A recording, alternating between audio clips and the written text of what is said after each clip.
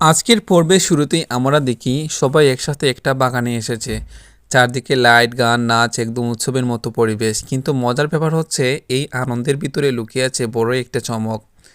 জাপি দূর থেকে দাঁড়িয়ে দুই পরিবারকে দেখে বলছে, এই তো আমার প্ল্যান পুরো সফল হয়ে গেছে, সবাই একসাথে একদম সুখী।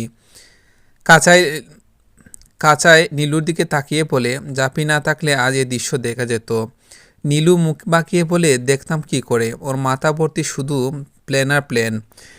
এরপরই তারা নাচতে যায়, আর তখনই দুজনের মাঝে হঠাৎ একটা অদ্ভুত ঠান্ডার পরিবেশ তৈরি হয়। হঠাৎ করে দীপের ফোনে রিং বাজে। ইনকার মা ফোন করে কড়া গলায় বলেন, তোমরা কি ঠিক আছো? এতগুলো মিস কল দিয়েছি, কেন ধরলে না? দীপ একটু লজ্জা পেয়ে বলে, আন্টি আসলে একটু ঝামেলায় পড়েছিলাম। ইনকার মা তখনই বলে, জাপির কথা তোমাকে আগেই বলেছিলাম, ও সবসময় কিছু না কিছু করে। ওই কথায় জাপি বিরক্ত হয়ে বলে, উফ, আবার আমার দোষ। এদিকে সবাই একটা ছোটো রেস্ট হাউসে ঢোকার পরিকল্পনা করে, কিন্তু রিসেপশনে গিয়ে দেখা গেল ঘর নেই। ম্যানেজার বলে, দুঃখিত, আমরা আগে অন্যদের দিয়েছি। জাপি চোখ করে বলে, ও তাই নাকি, ঠিক আছে, আমরা ম্যানেজ করে নেব। তখনই কাঁচা হেসে বলে, মনে হচ্ছে আজ জাপির বুদ্ধি সাহায্য করবে। সবাই গড় খুঁজতে খুঁজতে ক্লান্ত হয়ে বসে আছে। তখনই দীপ বলল, চলো একটু পানি খাই। কিন্তু এই মুহূর্তেই দীপের বাবার বুক দরফর করতে শুরু করে। নীলুর বাবা দৌড়ে এসে বলে, কি হলো, পানি দাও।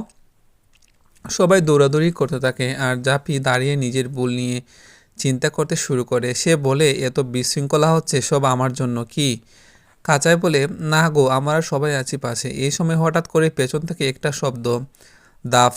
গুন্ডারা দৌড়ে পালিয়ে যায়। দীপ তখন রেগে গিয়ে বলে, তোমরা পালাচ্ছ কেন? এসো, সামনে আসো। সবাই মিলে গুন্ডাদের দাওয়া করে, কিন্তু এবার গল্পের টুইস্ট, গুন্ডারা নাচতে বাধ্য করার জন্য আসে না, বরং তারা ভয় পেয়ে বলে, জাপি আমাদের পাঠিয়েছে।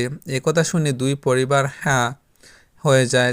জাপি তাড়াতাড়ি বলে, না না, আমার কথা বিশ্বাস করো। কাঁচায় বলে, তুই কি এসব করেছিস?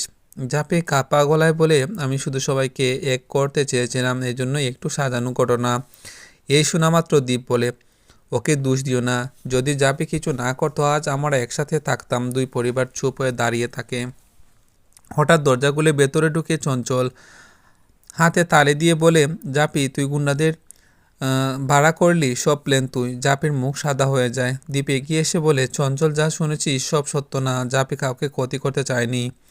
চঞ্চল বলে, ওকে বাঁচাতে যাব না দীপ, ও যে আমাদের সবাইকে ফাঁদে ফেলেছে। জাপির শাশুড়ি এগিয়ে এসে বলে, জাপি তুই আমাদের সাথে এমন করলি? চোর মারতে গেলে দীপ তার হাত ধরে বলে, মা, জাপি ভুল করলে ওর উদ্দেশ্য খারাপ ছিল না। সবাই থমকে যায়।